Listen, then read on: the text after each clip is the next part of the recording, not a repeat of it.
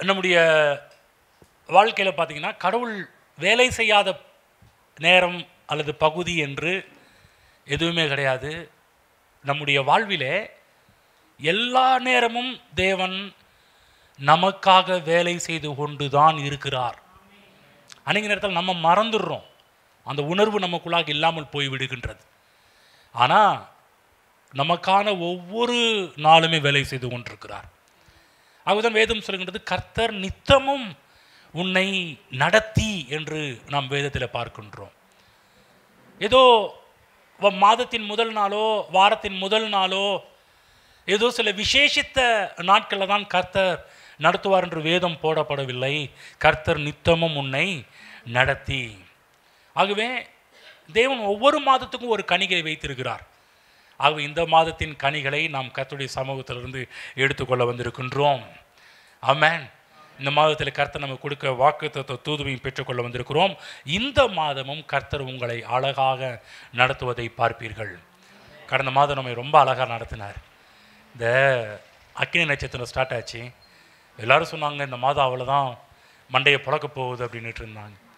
ஆனால் ஆரம்பித்த நாள்லேருந்து இன்னும் போன நேற்று நாள் வரையிலும் பார்த்தீங்கன்னா அப்படியே மேகமூட்டமாக தான் இருந்துச்சு. வந்து அக்கினி நட்சத்திரமாக கர்த்தர் பார்த்திங்கன்னா பகலில் வெயிலாகிலும் இரவில் நிலவாகிலும் உன்னை சேதப்படுத்த மாட்டாதுன்ற மாதிரி தேவனுடைய கிருபை இயற்கை சூழ்நிலைகள் மீது அதிகமாக காணப்பட்டதை நாம் இந்த மாதத்தில் அதிகமாக நாம் பார்க்க ஆரம்பித்தோம்.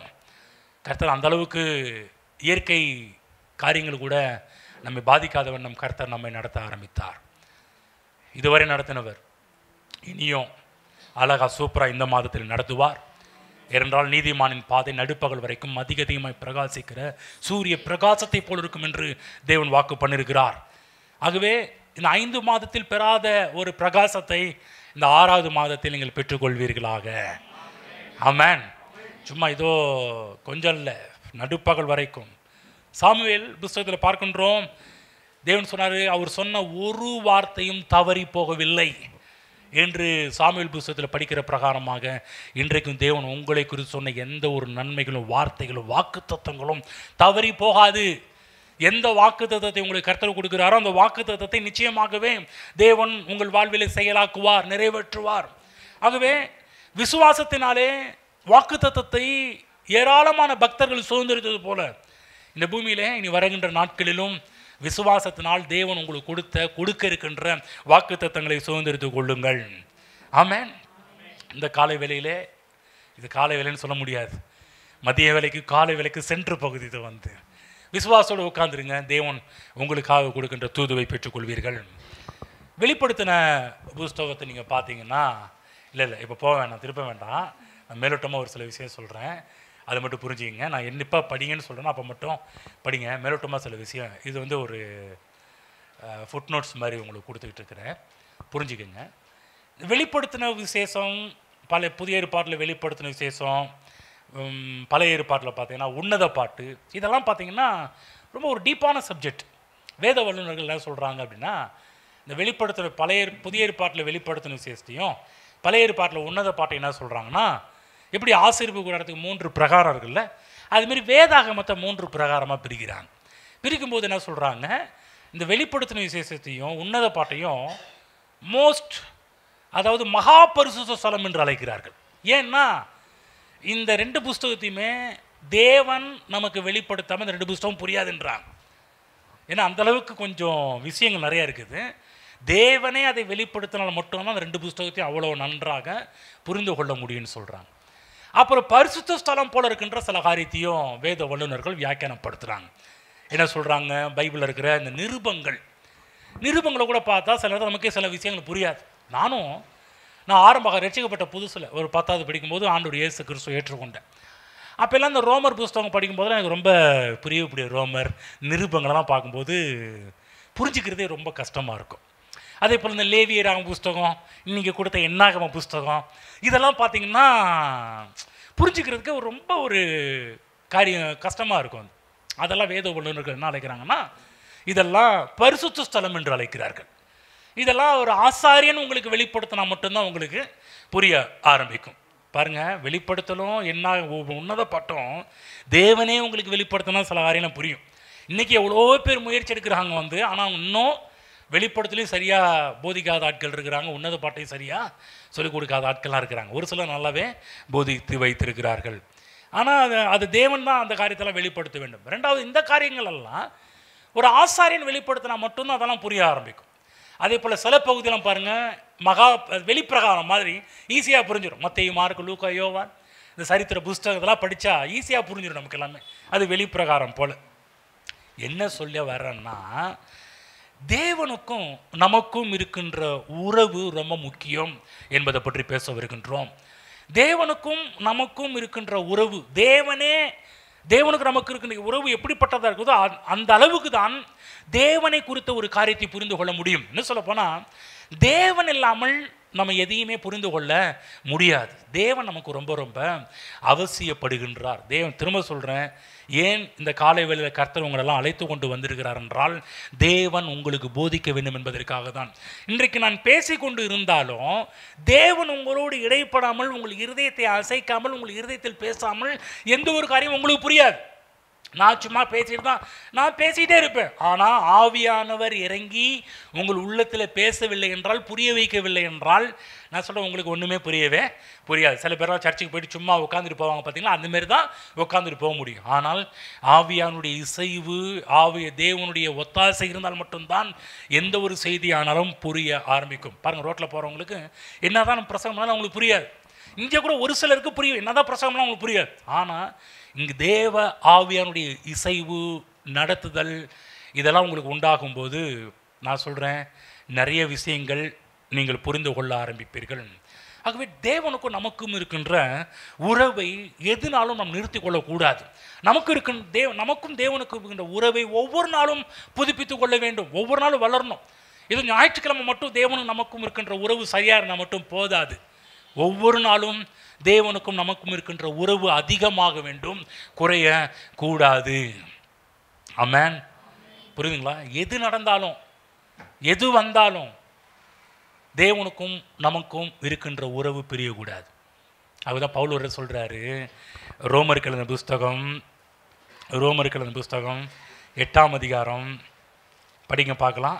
ரோமருக்கு எழுதின புஸ்தகம் 8ஆம் அதிகாரம், அதில் கடைசி பகுதி 36 படிங்க பார்க்கலாம். இல்லை, கொஞ்சம் இருங்க சிஸ்டர், படிங்க. கிறிஸ்துவின் அன்பை விட்டு நம்மை பிரிப்பவன் யார்? உபத்திரமோ, வியாகுலமோ, துன்பமோ, பசியோ, நிர்வாணமோ, நாசமோசமோ, பட்டயமோ, இவை எல்லாவற்றிலேயும் நாம் நம்மில் அன்பு கூறுகிறவராலே முற்றும் ஜெயங்கொள்ளுகிறவர்களாய் இருக்கிறோமே.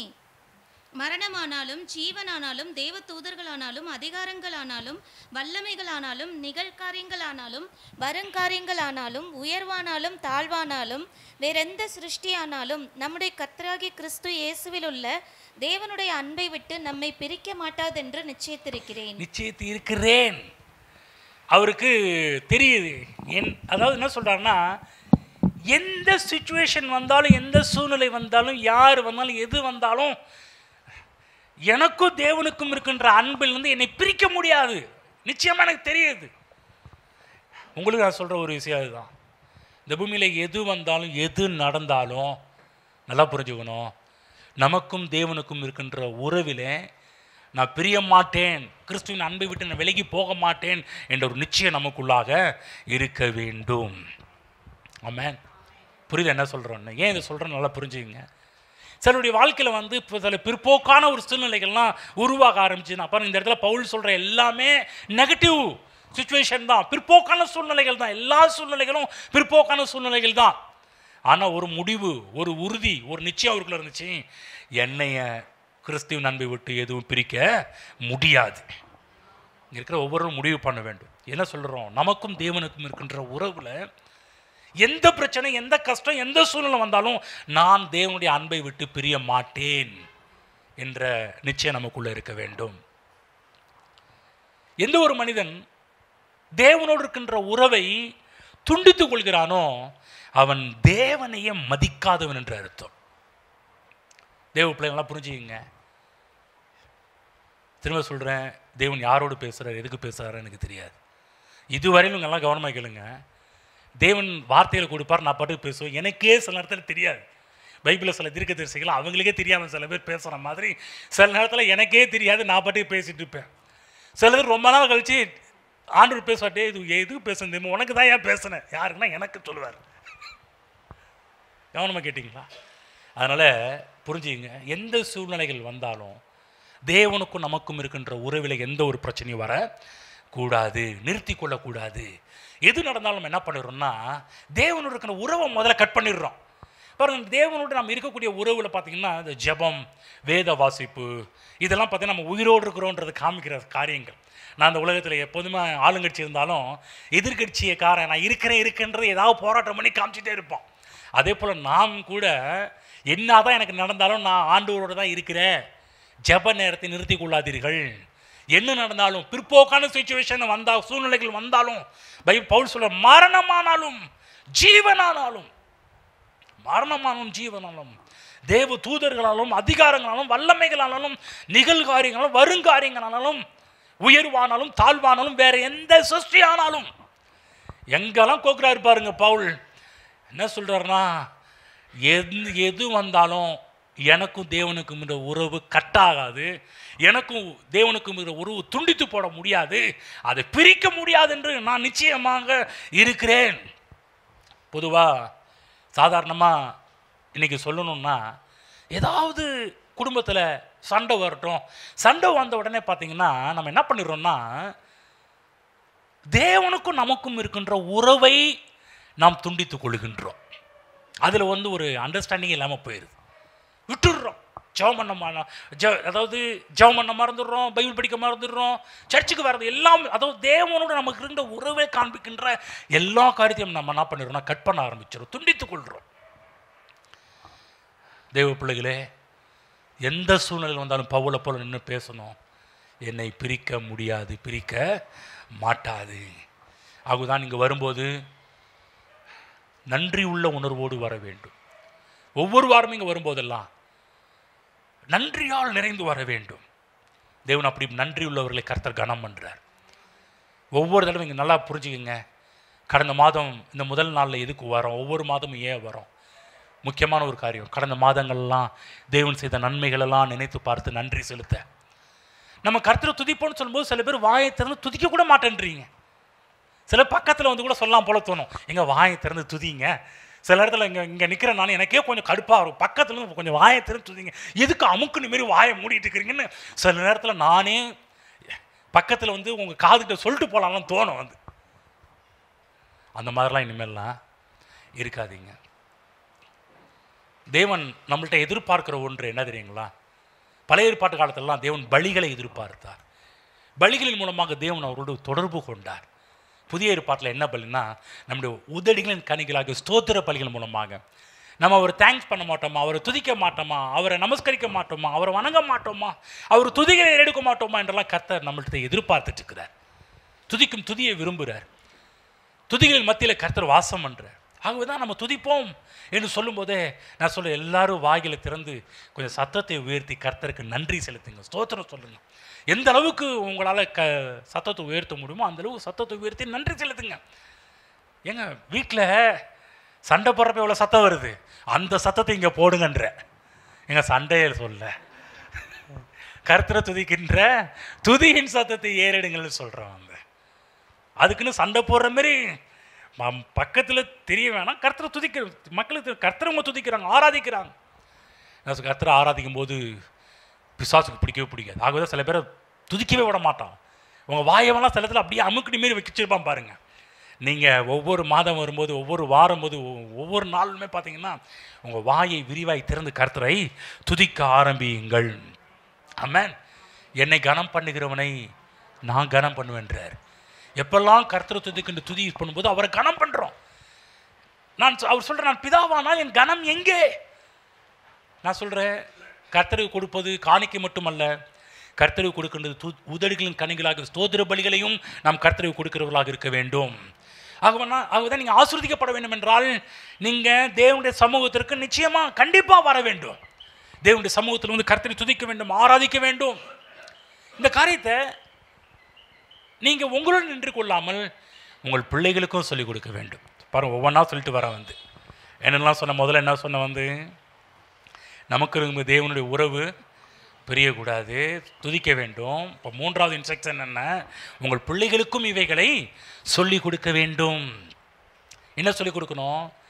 சபைக்கு வருவதை பிள்ளைகளுக்கு சொல்லிக் கொடுக்க வேண்டும். ஏனென்றால் சபை என்பது நீங்கள் நினைக்கிறது பில்டிங், ஏதோ சாதாரண கூட்டம் நினைக்க வேண்டாம். பைபிளை போடப்போ இதோ சகோதரர்கள் ஒருமித்து வாசமும் எத்தனை இன்பமும் ஏற்றதுமாக இருக்கிறது. கர்த்தர் அங்கே ஜீவனையும் ஆசீர்வாதத்தையும் கட்டளையிட்டிருக்கிறார்.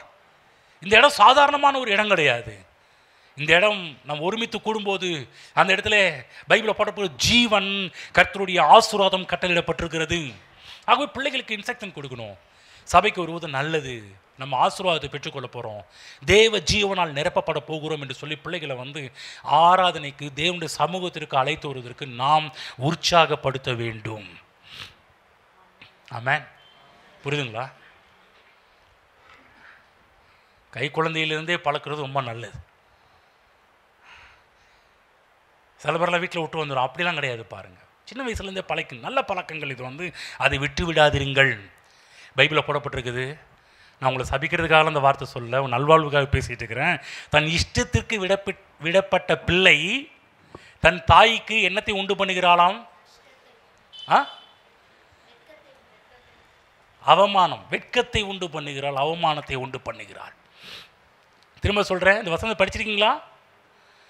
தன் இஷ்டத்திற்கு விடப்பட்ட பிள்ளை தாய்க்கு அவமானத்தையும் வெட்கத்தையும் உண்டு பண்ணுகிறாள் என்று வேதம் சொல்கின்றது. ஆகுதான் பிள்ளைகளை அவங்க இஷ்டத்துக்கு விடக்கூடாது.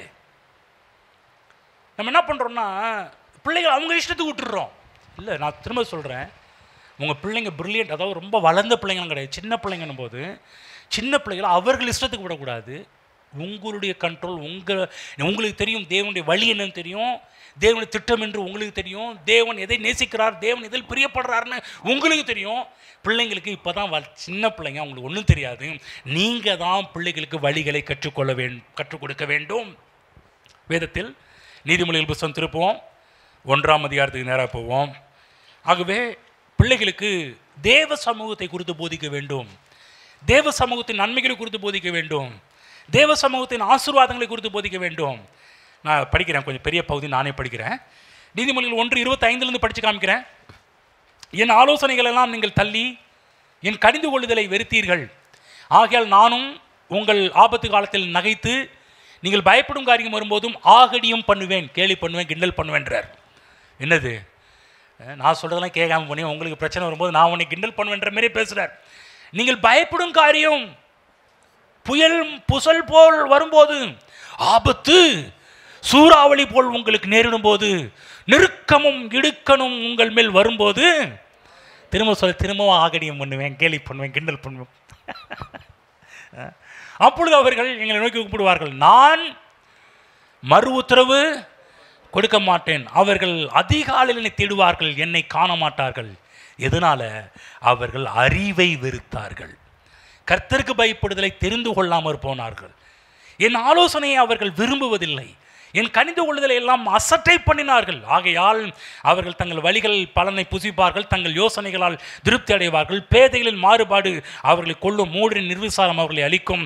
எனக்கு செவி கொடுக்கிறவன் எவனோ அவன் விக்கனமின்றி வாசம் பண்ணி ஆபத்திற்கு பயப்படாமல் அமைதியாக இருப்பான். சொல்கிறார், அறிவை வெறுத்தார்கள்.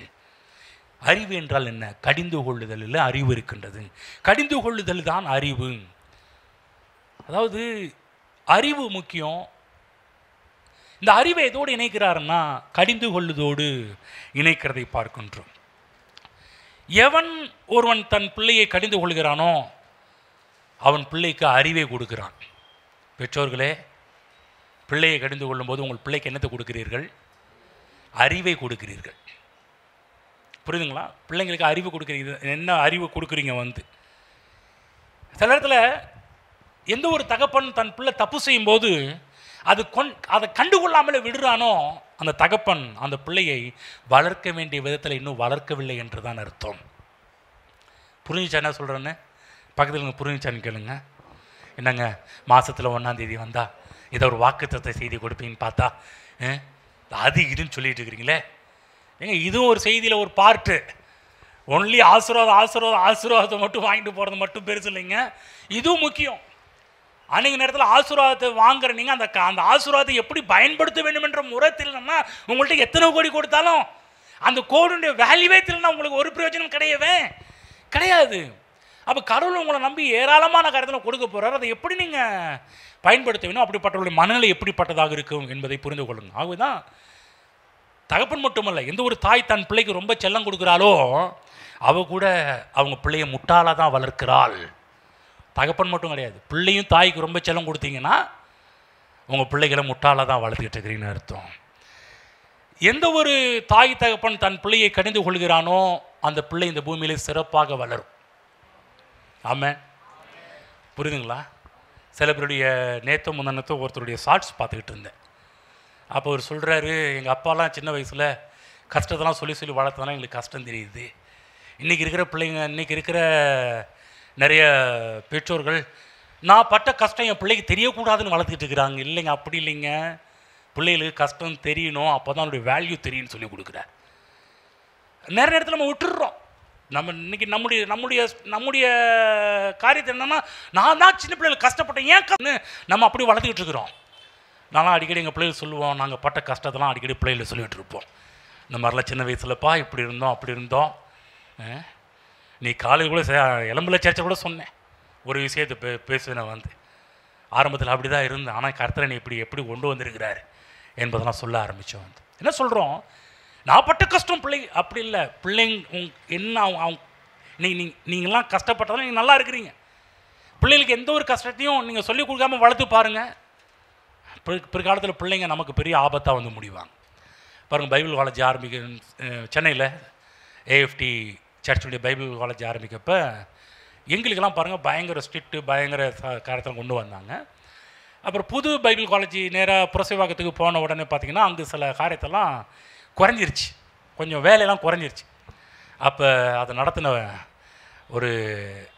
ஒருத்தர் சொல்ல ஆரம்பித்தார் பாருங்க, நம்பர் 8 சுபையா நாயுடு ஸ்ட்ரீட்டில் வளர்ந்த பசங்கள்லாம் ரொம்ப ப்ரில்லியண்ட்டாக இருக்கிறாங்க. ஆனால் இப்போ வளர்கிற பசங்கள்லாம் அவங்க வந்து ஸ்ட்ரிக்டான ஆர்டர் இல்லை, ஒழுங்கு இல்லை, கொஞ்சம் கஷ்டம் இல்லாமல் பிள்ளைங்க படிக்கிறாங்க, பின்னாடி எப்படி ஊழியத்தில் போய் நிற்பாங்கன்னு தெரிய மாட்டேன்னுதுன்னு அப்படின்லாம் அவங்க புலம்புறதை நாங்கள் கேட்க ஆரம்பித்தோம். வந்து புரியுதுங்களா என்ன சொல்லிட்டு இருக்கிறோன்னு வந்து. ஆகவே சில நேரத்தில் வந்து பிள்ளைங்க வந்து நம்ம கஷ்டப்படுறோம், பிள்ளைகளுக்கு கஷ்டம் கொடுக்கூடாதுன்னு நினைக்காதீங்க. பிள்ளைகளுக்கு கற்றுக் கொடுங்கள். பக்கத்தில் சொல்லுங்கள், பிள்ளைகளுக்கு கற்றுக் கொடுக்கணுங்க. சைக்கிள் ஓட்டினா 4-5 அடி மேலே விட தான் செய்யும். அதுக்குன்னு சைக்கிள் ஓட்டாமல் பிள்ளைங்களை விட்டுருவீங்களா? வெள்ளிக்கிழமை ஒரு பையன் பார்த்தேன், கால் ஃபுல்லாக முட்டி ஃபுல்லாகவே அடியாக கிடக்குது. என்னடா அது ஒன்றும் இல்லைங்கய்யா அப்படின்னு சொல்லி அவருடைய லீலைகள்லாம் பேச ஆரம்பித்தார், வேலைகள்லாம் பேச ஆரம்பித்தார்.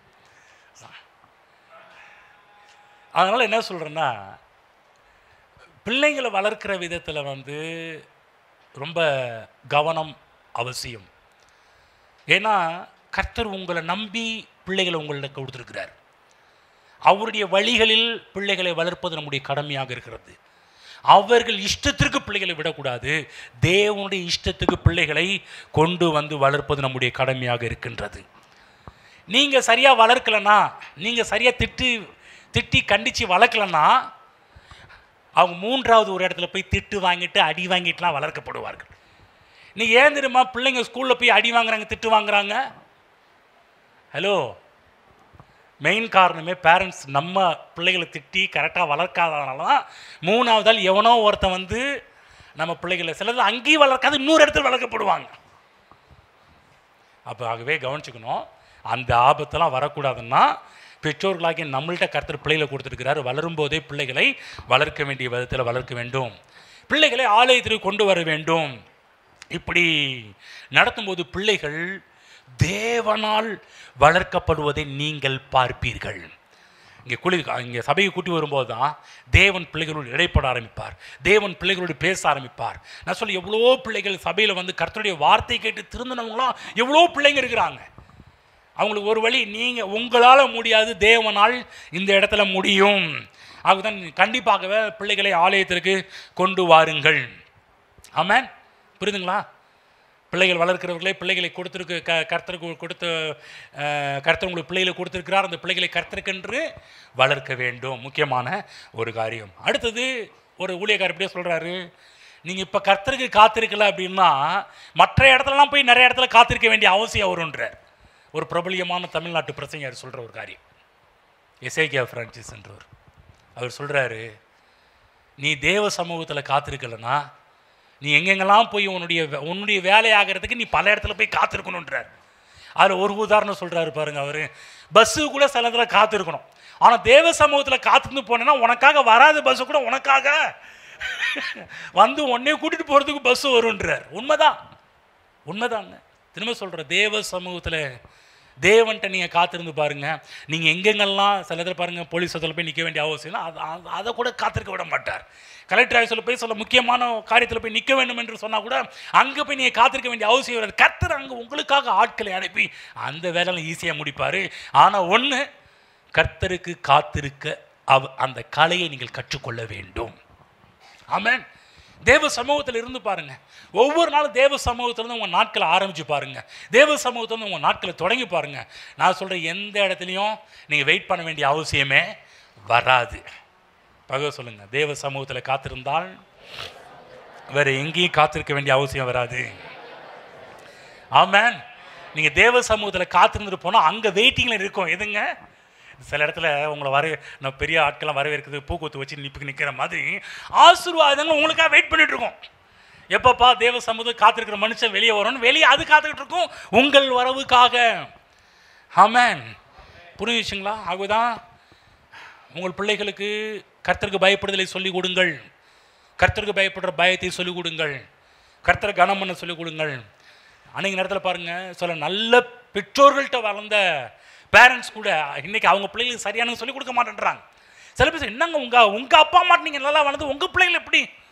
அதுதாங்க, நாங்கள் பட்ட கஷ்டம் பிள்ளைங்க படக்கூடாதுன்னு அப்படி வளர்த்தோம். கடைசியில் எங்களுக்கே பெரிய ஒரு வினையாக வந்து முடிஞ்சிருச்சுன்னா சொல்லி எத்தனையோ பெற்றோர்கள் சொல்கிறத நான் கேள்விப்பட்டிருக்கிறேன். ஆகவே நான் சொல்கிறது என்னென்னா, பிள்ளைகளை அன்போடு வளர்க்க வேண்டும், கடிந்து கொள்ளுதலோடு வளர்க்க வேண்டும், கண்டிஷனோடு சில காரியத்தை வளர்க்க வேண்டும். புரிஞ்சிச்சா? புரிஞ்சிச்சுன்னா கேளுங்க. ஆமென். புரியுதா? பிள்ளைகளை அப்படியே விட்டுறாதீங்க. பிள்ளைங்க ரொம்ப ரொம்ப கர்த்தருக்கு முக்கியம், கர்த்தருக்கு தேவை. அதுக்குன்னு அளவுக்கு மீறியும் கணிந்து கொள்ளுதலை கொண்டு போயிடக்கூடாது. பொழுதானிக்கும் காலையிலேருந்து நைட்டு வரலும் குலைச்சிக்கிட்டே இருந்தால் நம்மளை வேறு மாதிரி ஆக்கிடுவாங்க. அதனால கடிந்து கொள்ள வேண்டிய நேரத்தில் கடிந்து கொள்ளணும், அரவணைக்க வேண்டிய நேரத்தில் அரவணைப்பு கொடுக்க வேண்டும். ரெண்டுத்தையும் கலந்து பண்ண வேண்டும். நீ ஒரே சைடாக போயிட்டீங்கன்னா பிரச்சனை வரும். ஒரே சைடு போகாமல் ஃபஸ்ட்டு கடிந்து கொள்ளுதல், அப்புறம் அன்பு, அப்புறம் கடிந்து கொள்ளுதல், அன்பு, இப்படியே போனுச்சுன்னா அவங்களே மண்டையை பிச்சுது.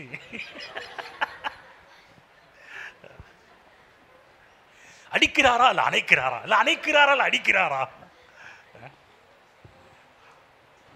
சரி, ஓகேங்களா? இன்னும் வாக்குத்தத்தத்துக்கு போகல, இன்னும் 1/2 மணி நேரம் தான் இருக்குது. நீங்கள் வாக்குத்தத்தத்தை தொடுவானான்னு தெரியல, பார்ப்போம். இருந்தாலும் இன்னொரு சில இன்ஸ்ட்ரக்ஷன்களும் போக வேண்டியது அவசியமாக இருக்குது. ஆகவே நான் அடுத்த ஒரு விஷயம், ஒவ்வொரு தடவை ஜெபம் பண்ணும்போதெல்லாம் ஜெபத்தில் வந்து முதல்ல ஸ்தோத்திரத்தோடு ஜெபத்தை ஆரம்பிங்க. ஆண்டவர் இயேசு கிறிஸ்து கற்றுக் கொடுத்தார். ஜெபம் பண்ண வேண்டிய விதமாவது, பரமண்டலில் எங்கள் பிதாவே உம்முடைய நாமம் பரிசுத்தப்படுவதாக, உம்முடைய ராஜ்யம் வருவதாக. இதெல்லாம் ஸ்தோத்திரம், பிரைஸ் அண்ட் வொர்ஷிப். ஜெபத்தில் நல்லா புரிஞ்சுக்கணும். ஜெபத்தில் போன உடனே பெட்டிஷனை சொல்லக்கூடாது. ஆண்டவரே எனக்கு அது வேணும் இது வேணும் அப்படி இப்படின்னு முதல்ல சொல்லக்கூடாது. ஜெபத்தில் போகிற ஒவ்வொருவரும் முதல்ல கர்த்தரை ஸ்தோத்திரம் பண்ணுங்கள். இதுவரை தேவன் உங்களுக்கு செய்த நன்மைகள் எல்லாம் எண்ணி நன்றி செலுத்துங்கள். திரும்ப திரும்ப நான் உங்களுக்கு சொல்லிட்டு இருக்கிற காரியமே என்னன்னா, தேவனுக்கு நன்றி, தேவனுக்கு துதி, தேவனுக்கு ஸ்தோத்திரங்களை செலுத்துங்கள் என்று பேசிக்கிட்டு இருக்கிறேன். நான் சொல்ல ஜெபம் என்று வரும்போது கூட இயேசு கிறிஸ்து கற்றுக் கொடுத்த முதல் காரியம் ஜெபத்தில் ஸ்தோத்திரம் பண்ணுங்கள். ஆமென். ஸ்தோத்திரம் பண்ணுங்க, நன்றி செலுத்துங்க. நீங்கள் உயிரோடு இருக்கிறீங்க, ஒன்றுமே இல்லை அப்படி சொல்லாதீங்க. நீங்கள் உயிரோடு இருக்கிறீங்க பாருங்க, அதுக்கே நீங்கள் நன்றி செலுத்தணும். சில இடத்துல நான் ஒன்றும் இல்லை, இந்த பீட்டு வச்சுருந்தேன். பீட்டுக்காரு இன்ஜினில் அவ்வளோ ப்ராப்ளம் இருக்குன்னு தெரியாது. ஆனால் மனுஷன் பெங்களூர் அவ்வளோ ஸ்பீடாக போய்ட்டு அவ்வளோ ஸ்பீடாக வரேன். திருச்சி போயிட்டு வருமா, அடே இந்த காரில் இவ்வளோ ப்ராப்ளம் இருக்குது, நான் பாட்டுக்கு எவ்வளோ வேகத்தில் போய்ட்டு எவ்வளோ வேகத்தில் வரேன். யோசிச்சு பாருங்க. அந்த சீன்லாம் நினச்சி பார்க்கும்போது, ஆண்டவரே நீங்கள் மட்டும் இல்லைன்னா அவ்வளோதான். சில நேரத்தில் அப்போலாம் எனக்கு இந்த கார் ஸ்டார்டிங்கில் அதாவது ஆரம்ப புதுசில் கார் ஓட்டும் போதெல்லாம் பயமே இல்லை. ஆனால் நாட்கள் ஆக ஆக பயம்னா அப்போல்லாம் புரியல என்ன நடக்குது ஏதுன்னு தெரியல. ஆனாலும் ஓட்டிட்டு வந்தேன். ஆனால் ஒன்று, கர்த்தர் தான் காப்பாற்றினார் எல்லாத்துலேயுமே வந்து. அதை நினச்சி பார்க்கும்போது இன்னும் எனக்கு வந்து அப்படியே ஒரு மாதிரி ஆகும். சில இடத்துல ஓட்டிட்டு வந்த சீன்லாம் பார்க்கும்போது ஒரு மாதிரி தான் ஆகும் வந்து. அந்த அளவுக்குலாம் பெரிய ஆள் கிடையாது, ஆனால் ஓட்டிட்டு இருந்த ஒரு மாதிரி ஆகுது. ஆனால் தேவன் தான் காத்தார். புது வண்டி இருந்த பிரச்சனை கிடையாது, எல்லாம் வாங்கினது பழைய வண்டி இல்லை, செகண்ட்ஸ். அந்த காரோடைய நிலைமை என்னன்னு தெரியவே தெரியாது. இருந்தாலும் கர்த்தர் காத்தார். அதெல்லாம் நினைக்கும் போதெல்லாம் நன்றி சொல்லாமலாம் இருக்க முடியாது. அந்த சீன்லாம் நினச்சி பார்த்தோம், ஆண்டவரே அப்பா அந்த இடத்துல இந்த இடத்துலலாம் ஒன்றுமே நடக்காமல் பாதுகாத்தீரே, உமக்கு நன்றி ஆண்டவரே. நான் சொல்கிறேன், இது மட்டும் இல்லைங்க, உங்கள் சுச்சுவேஷன் உங்கள் சூழ்நிலைகளெல்லாம் நினச்சி பாருங்கள். ஜெபம் பண்ண போகிறதுக்கு முன்னாடி கொஞ்சம் கண்களை மூடி கர்த்தர் செய்த நன்மைகளால் நினச்சி அவருக்கு நன்றி செலுத்துங்க, ஸ்தோத்திரம் பண்ணுங்க.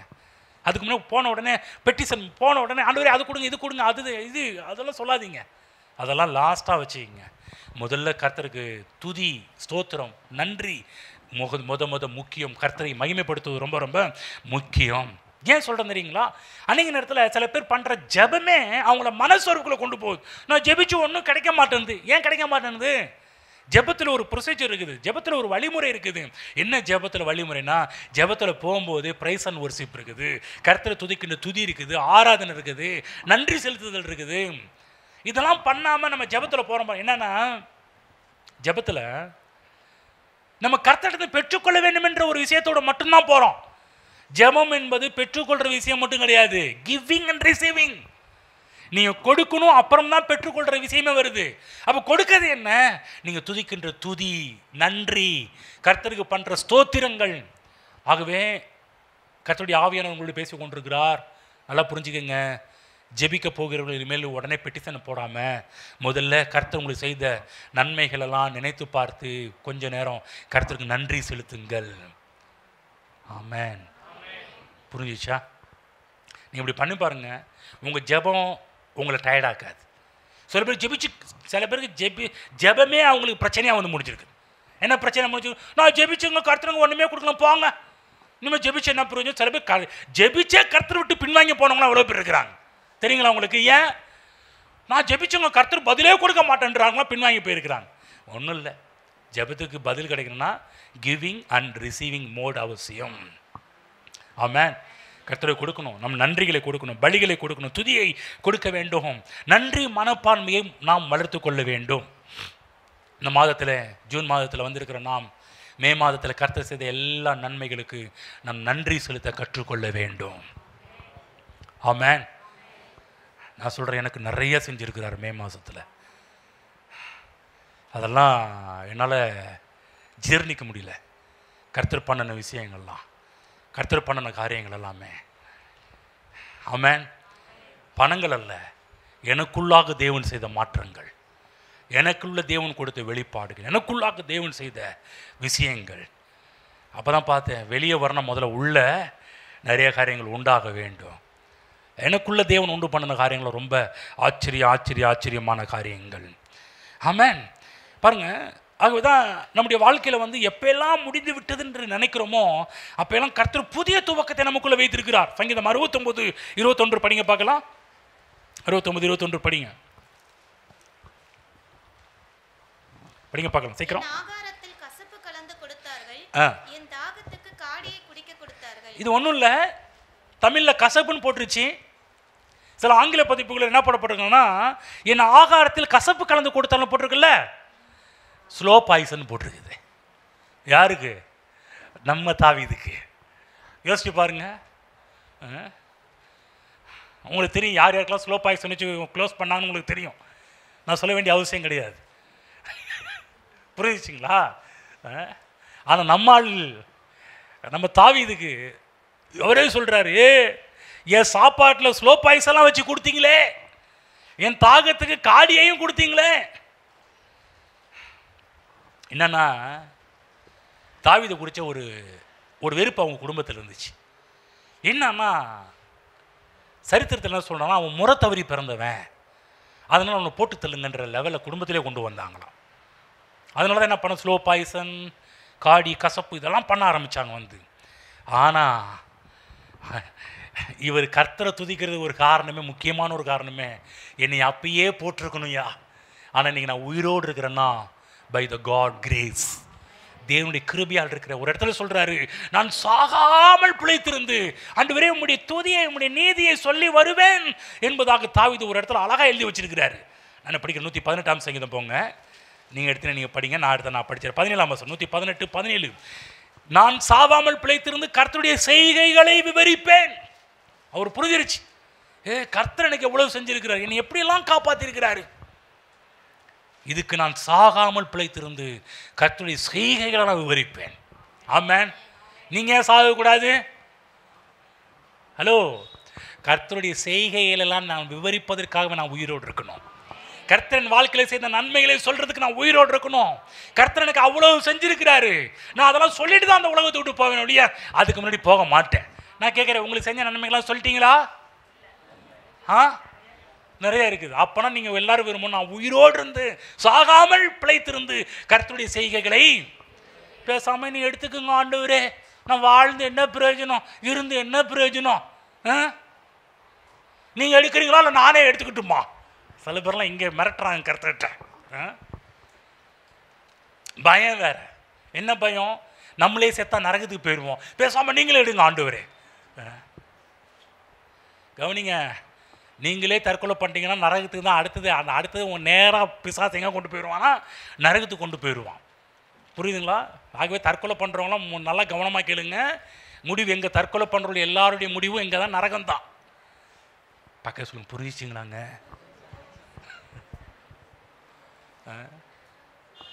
சொல்லுங்கள் பக்கத்து, ஏதாவது பிளான் எதுவும் பண்ணியிருக்கிறீங்களா?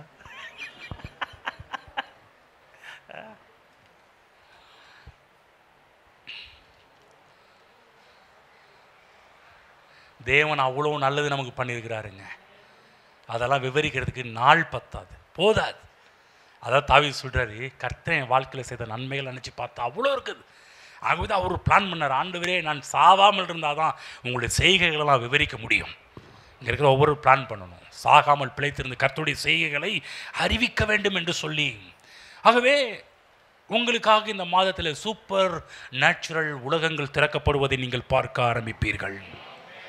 ஆமென். எப்படிப்பட்ட சூப்பர் உலகம் உங்களுக்கு திறக்கப்படும் என்று சொன்னால் நிறைய விஷயம் இருக்குது. பார்த்தீங்களா, 1ஆம் தேதி வர மாதிரி இன்றைக்கி நான் ஸ்கிப் பண்ண வேண்டிய நிர்பந்தத்தில் இருக்கிற நேரம்ல நான் நேரடியாக வாக்குத்தத்த செய்திக்குள்ளே போயிடுறேன். இன்னொரு முக்கியமான விஷயம் டீல் பண்ணணும், அடுத்த வாரம் இருக்குது, டீல் பண்ணிக்கலாம். அதுக்கு முன்னாடி வாக்குத்தத்தை, ஏன்னா இன்னும் ஒரு அரை மணி நேரம் இருக்குது, அதற்குள்ளாரி தேவனுடைய வாக்குத்தத்தை கொடுத்து விடுகின்றேன். எடுத்து படிப்போம். யாத்திராகமம் 23ஆம் அதிகாரம் 20ஆம் வசனம். யாத்திராகமம் 23:20. எல்லாரும் சத்தத்தை உயர்த்தி படிப்போம். 23 சேர்ந்து படிப்போம். என் தூதனானவர் உனக்கு முன்னே சென்று, 23:20, வழியில் உன்னை காக்கிறதற்கும் நான் ஆயத்தம் பண்ணின ஸ்தானத்திற்கு உன்னை கொண்டு போய் சேர்க்கிறதற்கும் இதோ நான் ஒரு தூதனை உனக்கு முன்னே அனுப்புகிறேன். ஆமென். கர்த்தர் சொல்றார், இதோ நான் ஒரு தூதனை உனக்கு முன்பாக அனுப்புகிறேன். அதுதான் சொன்னேன், சூப்பர் நேச்சுரல் வேர்ல்டுக்குள்ளே இந்த மாதத்தில் இங்கே இருக்கிற எல்லாரும் பிரவேசிப்பதை பார்க்க போகின்றோம். ஆமென். ஒரு இயற்கைக்கு அப்பாற்பட்ட உலகத்தின் அனுபவங்களை பார்க்க போகின்றோம். இந்த இடத்துல பார்க்குறோம், ஒரு தூதனை உனக்கு முன்பாக அனுப்புகின்றேன். நல்லா கவனமாக கேளுங்க. உங்கள் வாழ்க்கையில் கர்த்தர் கொடுக்கின்ற ஒவ்வொரு தரிசனத்துக்கும், ஒவ்வொரு திட்டத்துக்கும், ஒவ்வொரு ப்ராஜெக்ட்டுக்கும் கர்த்தர் ஒவ்வொரு தூதனை நியமித்திருக்கிறார். நான் சொல்கிறேன், ஒரு திட்டத்தை முடிக்கணும்னா அந்த தூதனை கர்த்தர் அப்பாயின்மெண்ட் பண்ணியிருக்கிறார். உங்கள் வாழ்க்கையில் எனக்கு தெரியாது, ஆனால் உங்கள் வாழ்க்கையில் நிறைய தரிசனத்தை கொடுத்துருக்கலாம், நிறைய திட்டத்தை கொடுத்துருக்கலாம், சில வழிகளை கொடுத்துருக்கலாம், சில முறைகளை கற்றுக் கொடுத்துருக்கலாம். நன்றாக புரிந்து கொள்ளுங்கள், கர்த்தர் அந்த திட்டத்தை முடிப்பதற்கான ஒரு தூதனை கர்த்தர் அப்பாயின்மெண்ட் பண்ணி வச்சிருக்கிறாரு. என்னங்க அமைதியாக இருக்கிறீங்க? எவ்வளோ பெரிய விஷயத்தை பேசிட்டு நீங்கள் பாட்டுக்கா சைலண்ட்டாக இருக்கிறீங்களே. உங்களுக்கான ஒரு தூதன் உங்களுடைய ப்ராஜெக்டை முடிக்க, உங்களுடைய திட்டத்தை முடிக்க, உங்களுடைய தரிசனத்தை முடிக்க, உங்களுடைய நோக்கத்தை முடிக்க. இந்த இடத்துல என்ன பிளான்? இவங்களை வந்து கானானுக்கு கொண்டு போக வேண்டும்.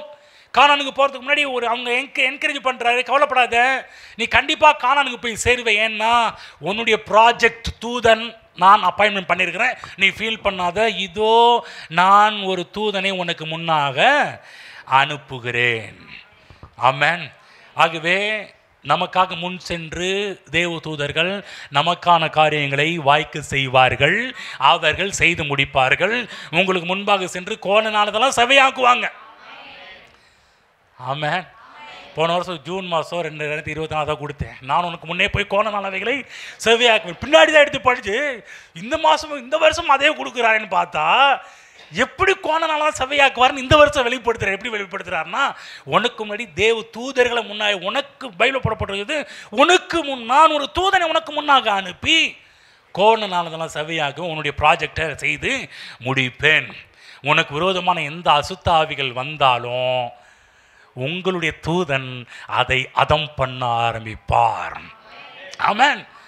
உங்களுடைய தரிசனத்துக்கென்றும் கர்த்தர் வந்து பார்த்தீங்கன்னா அதற்கான வல்லமை, அதற்கான ஆட்கள், அதற்கான வரங்கள் அது மட்டும் கொடுப்பது மட்டுமல்லாமல் அதோடு ஒரு தூதனையும் கர்த்தர் கொடுக்குறார். ஆமென். என்ன சொல்கிறேன், ஒவ்வொரு மாதத்துலையும் கர்த்தர் ஒரு பிளானோடு, ஒரு திட்டத்தோடு கர்த்தர் அந்த மாதத்தை ஆரம்பிக்கிறாரு. இந்த மாதத்திற்கென்று தூதனை கர்த்தர் உங்களுக்கென்று அப்பாயின்மெண்ட் பண்ணியிருக்கிறார். அவர்கள் இந்த மாதத்திற்கான தேவ திட்டத்தை உங்களுக்காக செய்து முடிப்பார்கள். ஆமென். நல்லா புரிஞ்சுங்க.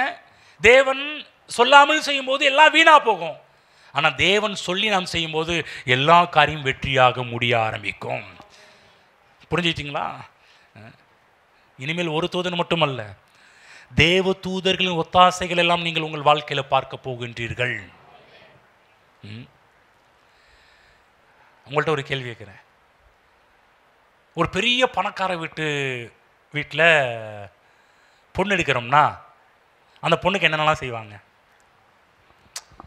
சாமிகளா, நாங்களாம் இப்போ பெரிய பணக்காரர் இல்லை பாஸ்டர், எங்கள்கிட்டலாம் கேட்காதீங்கிற மாதிரி இருக்கு. ஒரு பெரிய பணக்கார வீட்டில் பொண்ணு எடுத்தா அந்த பொண்ணுக்கு என்னென்னலாம் பண்ணுவாங்க நீங்கள் சொல்லுங்கள். கத்திரிக்காய், வெங்காயம், ஒவ்வொன்றா சொல்லுங்கள். நிறைய 100 கிலோ 100 பவுன் பண்ண 100 கிலோ போடுவாங்களா? 200 கிலோ. அப்புறம் காரு, வீடு, ட்ரெஸ்ஸு, அப்புறம் காரு சொல்லிட்டாங்க. அப்புறம் பார்த்தீங்களா, அவர் ஃப்ளைட்லாம் கொடுப்பான், பெரிய பணக்காரர். இவன் அவருக்காக ஃப்ளைட்டில் ரெடி. அப்புறம் சரி வீட்டுக்கு வச்சு. சரி, கவனமாக கேளுங்க. என்ன சொன்னீங்கன்னா, என்னென்னலாம் அந்த பிள்ளைக்கு தேவையோ அதெல்லாம் செய்வாங்க இல்லையா? வேத காலகட்டத்தில் கூட பார்த்தீங்கன்னா ராஜாக்கள் கூட என்ன பண்ணுவாங்கன்னா, அவங்க இது படைத்தளபதிகள்லாம் கொடுப்பாங்க. பைபிள் கூட சில பேர் போத்திபார் இவங்கெல்லாம் பார்த்தீங்கன்னா என்ன சொல்கிறாங்கன்னா, இந்த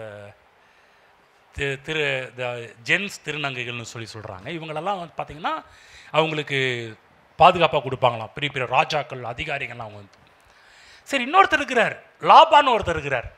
அவர் என்ன சீர்வரிசை கொடுத்தாரு? அடா, ராகேலுக்கும் லேயாளுக்கும். இப்போ என்ன சொன்னீங்க, பொண்ணுக்கு வேண்டியதை மிக்சி, கிரைண்டரு, வாஷிங் மிஷின் கொடுப்பீங்களே, அந்த காலத்தில் மிக்சி, வாஷிங் மிஷின் கொடுக்க முடியாது. அதில் என்ன பண்ணுவாங்கன்னா, பொண்ணுக்கு துணி துவைக்கிறதுக்குன்னு அதான் கொடுத்தாரா இல்லைங்களாங்க? ஆளுங்க கொடுத்தாரா இல்லையா? வேலையாட்கள் கொடுத்தாங்களா இல்லையா? கொடுத்தாங்களா இல்லைங்களா? யாருக்கு? தான் பிள்ளைக்கு. ராகேலு, லேயாள் இவங்களுக்கு வேலை செய்கிறதுக்குன்னே பணிவிடை பெண்களையும் கொடுத்து அனுப்புனாங்க இல்லைங்களா? சாதாரண, கவனமாக கேளுங்க, சாதாரணமாக இந்த உலகத்தில் இருக்கிறவங்க தாம் பிள்ளைகளுக்காக அதை இதை பணிவிடை பண்ணுறதுக்கு சில ஆட்கள்லாம் கொடுக்கும்போது, நம்மை உண்டாக்கின ராஜாதி ராஜா நமக்கு பணிவிடை செய்வதற்காக தேவ தூதர்கள் நமக்காக அப்பாயின்மெண்ட் பண்ணி வச்சிருக்கிறாரு. ஆமென். சீர்வரிசை தேவன் நமக்கு கொடுத்த பெரிய சீர்வரிசையில் இது ஒரு சீர்வரிசை. என்ன சீர்வரிசை? இந்த பூமியிலே கர்த்தர் பூமியில் உங்களுக்காக வேலையில் செய்ய, தரிசனத்தை நிறைவேற்ற, உங்களுக்காக தேவன் கொடுத்த எல்லா திட்டங்களையும் நிறைவேற்றுவதற்காக கர்த்தர் உங்களுக்கான ஒரு தூதனை நியமித்திருக்கிறாரு. ஆமென். புரிஞ்சுங்களா? ஆகுதான் பாருங்க, வேலைக்காரனை போல எப்படி வேலைக்காரிகளை போல அனுப்புனாலும் அதே போல தேவ தூதர்கள் வேலைக்காரனை போல உங்களுக்கு செயல்படுவதை, பணிவிடை செய்வதை நீங்கள் பார்ப்பீர்கள். ஆமென். புரிஞ்சிச்சுங்களா? அதுதான் எதுக்காக இவர் அனுப்புனாரு? வழியிலே உன்னை காக்கிறதற்கு, நான் ஆயத்தம் என்ற ஸ்தானத்திற்கு உன்னை கொண்டு போய் சேர்க்கிறதற்கும் இதோ நான் ஒரு தூதனை உனக்கு முன்னே அனுப்புகிறேன். பாதுகாக்க, கொண்டு போய் சேர்க்க. உங்கள் வழியில் உங்களை பாதுகாப்பதற்காகவே தேவ தூதர்கள் அப்பாயின்மெண்ட் பண்ணப்பட்டிருக்கிறார்கள். பயப்படாமல் நீங்கள் வீட்டை விட்டு வெளியே போகலாம். சுற்றி போட வேண்டிய அவசியம் கிடையாது. எலுமிச்சம்பழத்தை கீழே வைக்க வேண்டிய அவசியம் கிடையாது. யாராவது எலுமிச்சம் சுற்றி தூக்கி போட வேண்டிய அவசியமும் கிடையாது. நீங்கள் கார் ஸ்டார்ட் பண்ணும்போது, நடக்கும்போதும், வண்டியை எடுக்கும்போதும் உங்களுக்கு முன்னாடி எப்படி வேலைக்காரங்க முன்னாடி போகிற மாதிரி அவங்க ரெடி ஆகிட்டாங்க. அவங்க நீங்கள் வரது முன்னாடி அவங்க கீழே நின்றுட்டு இருக்கிறாங்க. எப்போ எஜமான் கீழே வருவீங்கன்னு அவங்க வெயிட் பண்ணிட்டு இருக்கிறாங்க. வந்து நமக்கு பணிவிடை செய்வதற்கு, நம்மை காப்பதற்காக. ஆமென். வேதத்தில் கூட தேவ தூதர்கள் ஏராளமான காரியத்தை பண்ணியிருக்கிறாங்க. பிலேயாம் தேவனுடைய மக்களை சபிப்பதற்கு போயிட்டு இருக்கிறாரு. இடையில ஒரு தேவ தூதன் வந்து கிராஸ் பண்ணிட்டு, யாரை சபிக்க போற? தேவ தூதன் வந்து மறிக்கிறத பார்க்குறோம், வழி மறிக்கிறத பார்க்குறோம்.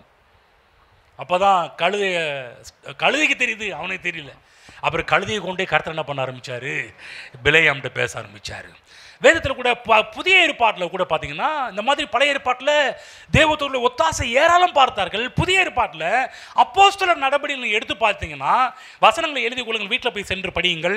5:19, 8:16, 10:1, 10:32, 11:14, 12ஆம் அதிகாரம் 7ஆம் வசனம், 8ஆம் வசனம், 9ஆம் வசனம், 10ஆம் வசனம், 11ஆம் வசனம், 15ஆம் வசனம், அதில் 23ஆம் வசனம், பிற்பாடு 27ஆம் அதிகாரம் 23ஆம் வசனம்.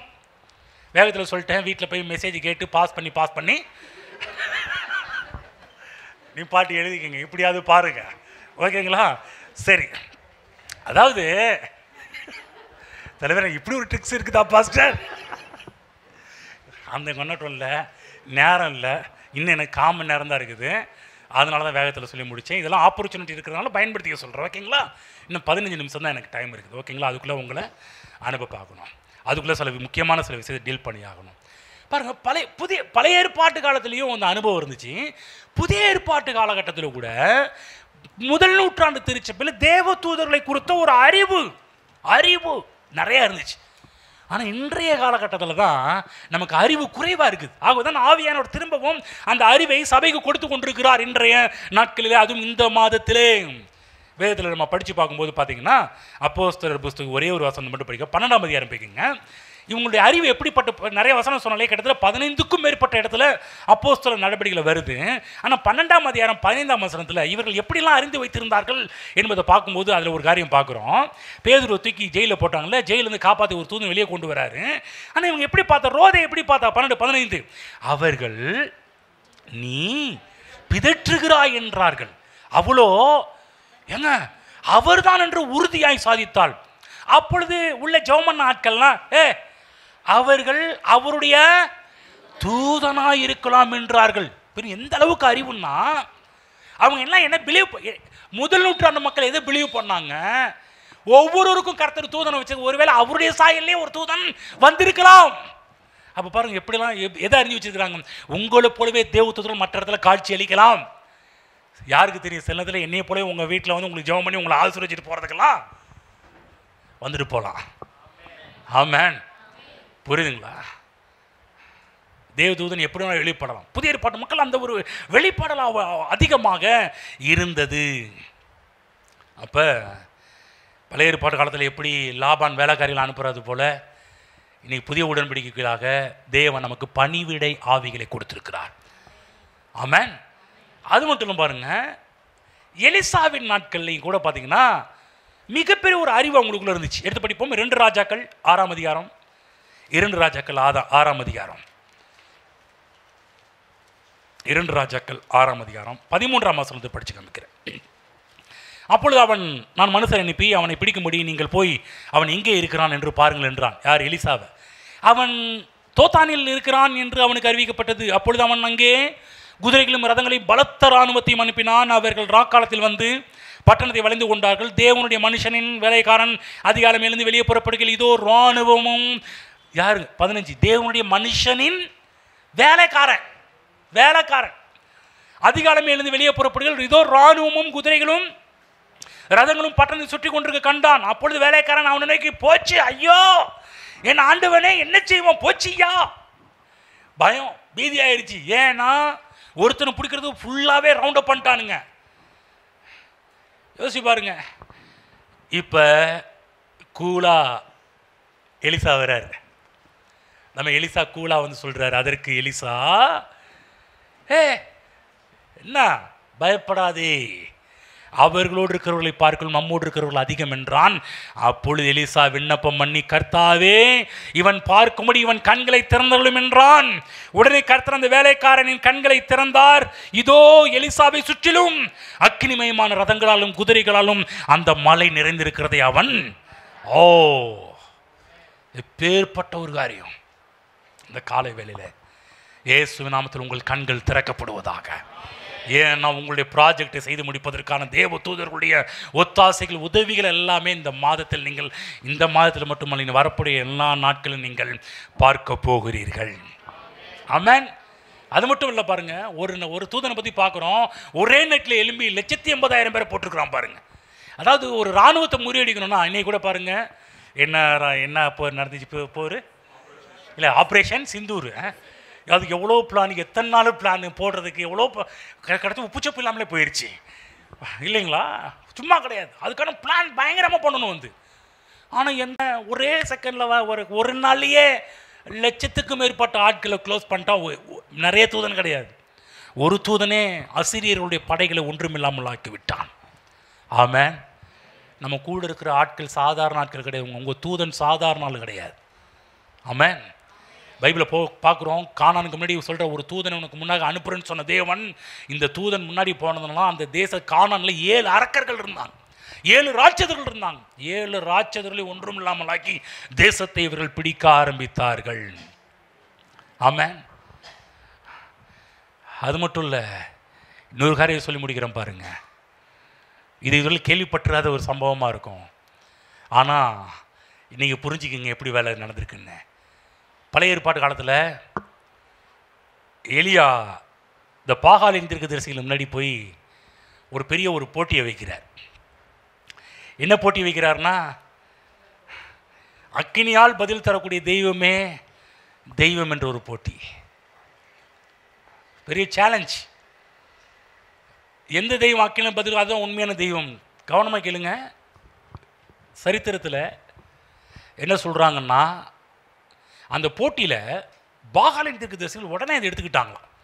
ஏன் அதை உடனே எடுத்துக்கிட்டாங்கன்னா, அடிக்கடி அவங்க காடு தேவன் சொல்லக்கூடிய அவங்க தெய்வம், இவங்க அடிக்கடி வேண்டுதல் பண்ணும்போதெல்லாம் அக்கினியால் பதில் கொடுக்குமா.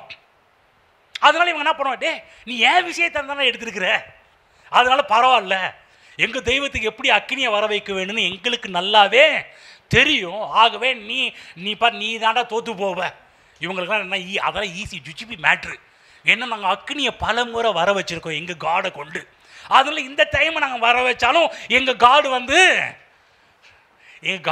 அக்னியை வர வச்சுருவார். பாருங்கள், எலியா வந்து சிம்பிளான விஷயம், அதாவது ரொம்ப ஹார்டாக, அதாவது நடக்கிற அவங்களுடைய மேட்ரை வச்சு உள்ள நுழையிறார்.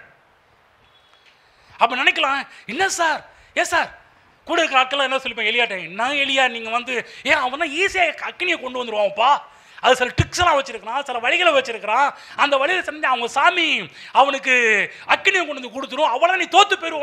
உன்னையே கொள்றது மட்டும் இல்லாமல் நான் பாகாலுக்கு முன்னாடி முழங்கால் போடாத எவ்வளோ தீர்க்கதரிசிகள் இருக்கு, அத்தனை பேர் கொண்டு போட்டுருவாங்க. என்ன எலியா இப்படிப்பட்ட ஒரு கிறுக்குத்தனமான ஒரு சேலஞ்சு பண்ணிட்டு வர. நம்ம எலியா எதை விசுவாசிச்சார்னா, தேவ தூதருடைய உதவி விசுவாசிச்சிருக்கிறார். கவனமாக கேளுங்க. இவன் கூப்பிட்டு அவங்க தெய்வம் வரவே இல்லை. நம்ம ஆள் குசும்பு பிடிச்ச எலியா கிண்டல் பண்ணுறார். ஒருவேளை தூங்க போயிருப்பான், ஒருவேளை அங்கே போயிருப்பான், இங்கே போயிருப்பான். அவங்க இந்த கத்தியிலாக தன்னை அறுத்துக்கிட்டாங்க. அது என்ன சொல்கிறாங்க சரித்திரத்தில், இது வழக்கமாக பண்ணுற செய்யலாம். அவங்க சாமிக்கு அப்படி தான் செஞ்சாதான் சாமி இறங்குன்றது அவங்க இது. ஒரு வேத வல்லுநர் விளக்கும்போது சொல்கிறாரு, ஏஞ்சல் இறங்கி அவன் தெய்வத்து கழுத்தில் கத்தியை வச்சு எங்க அக்கினி இறக்குப்பாங்க.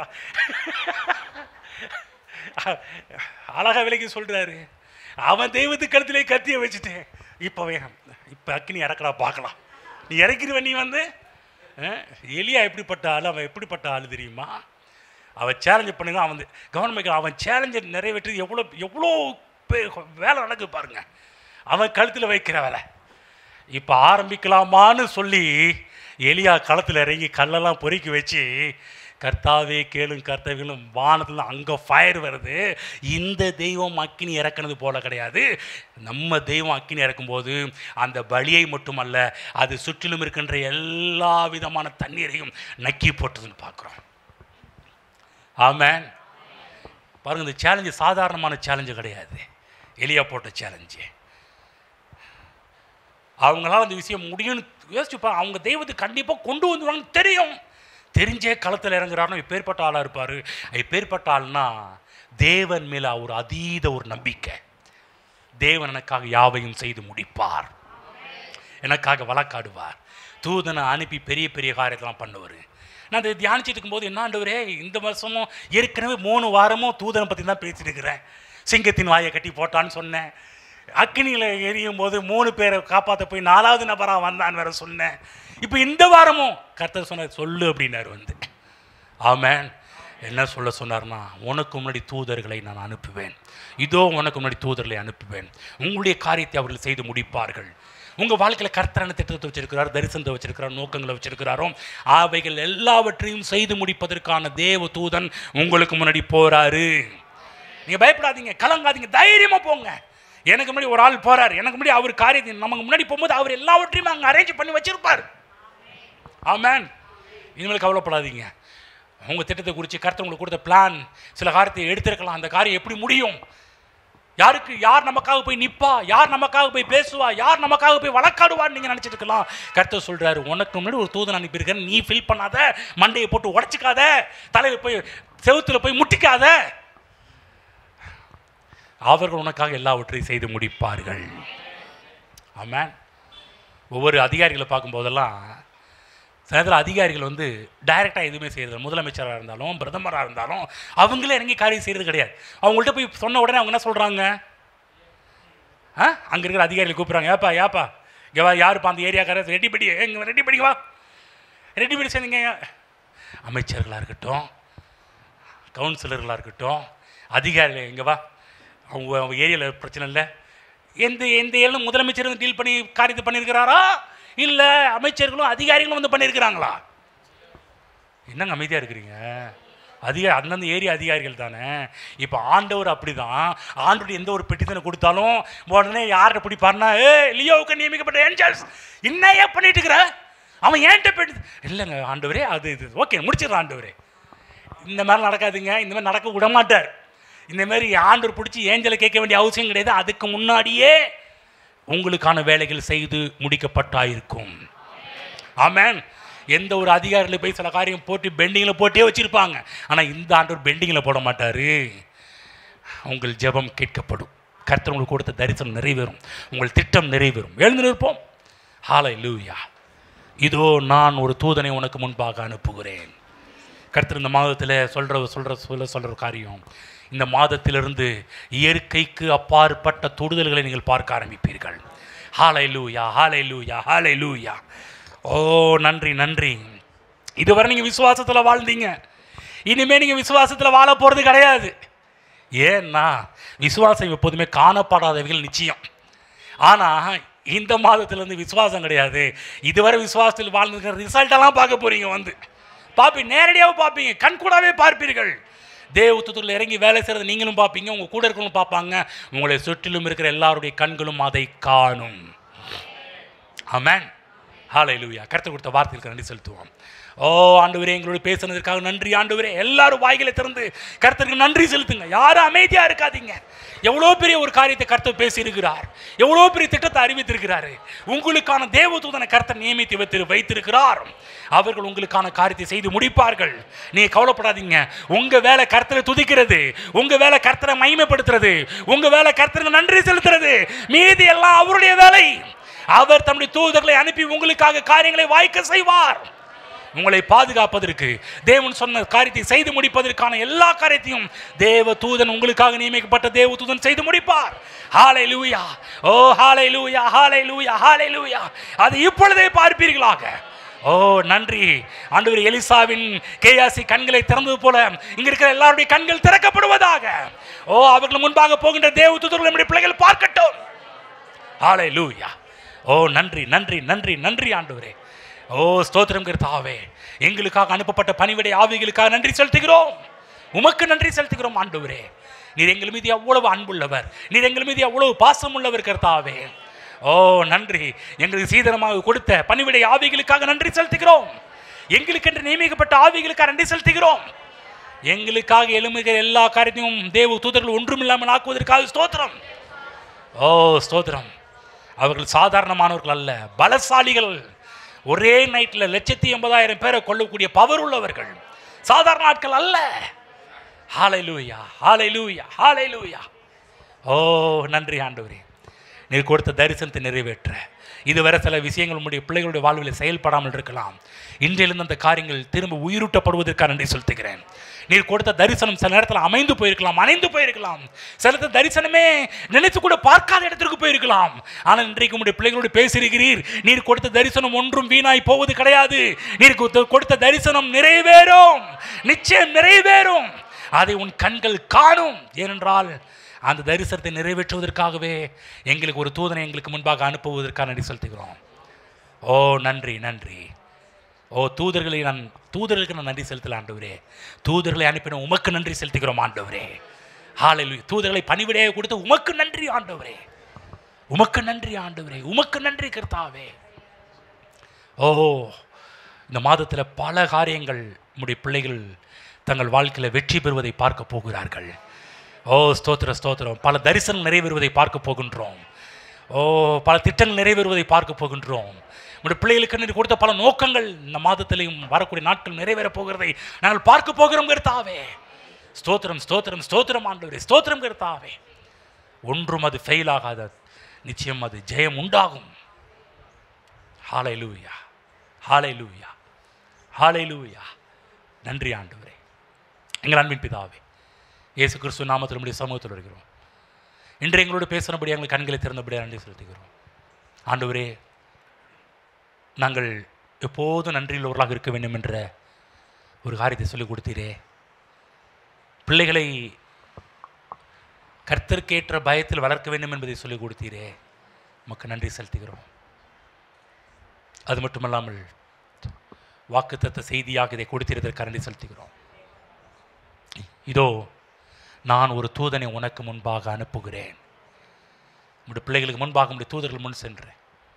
உங்களுடைய பிள்ளைகளால் முடியாத, நடக்காத, கூடாத எல்லா காரியத்தையும் செய்து முடித்து வைத்திருப்பதற்கு நன்றி செலுத்துகிறோம். அது அதிசயமாக, அற்புதமாக, ஒரு இயற்கைக்கு அப்பாற்பட்ட ஒரு சூப்பர் நேச்சுரல் ஒரு வேர்ல்டுக்குள்ள நம்முடைய பிள்ளைகள் செல்வார்களாக தகப்பனே. அதெல்லாம் பார்க்கட்டும்.